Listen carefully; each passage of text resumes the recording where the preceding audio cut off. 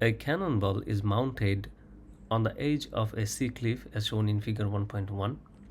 The cannon fires a projectile over the sea at a speed of 210 meter per second at an angle of 23 degree to the horizontal.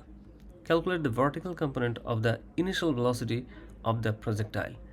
So we need to find out the vertical component of the initial velocity. Say this is the velocity, direction of velocity, and this is the horizontal component, and this one is the vertical component. The vertical component will be v sine theta. So it will be 210 meter per second is the velocity, so it will be 210 sine 23 degree. So 210 times sine 23 is 0.39, so it is 81.9 approximately. So it will be 81.9 meter per second. Okay, it is given, so we don't need to write meter per second here. Let's erase this. Okay, the next question is calculate the time taken for the projectile to reach the highest point in its travel. Ignore any effects of air resistance. Well, the highest point, so consider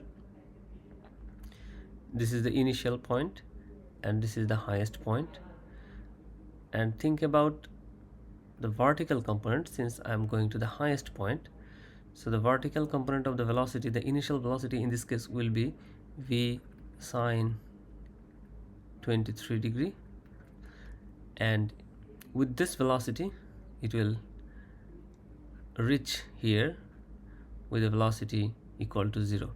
So the final velocity v equal to u plus minus gt. Since the minus since we are going upward, acceleration due to gravity will be negative.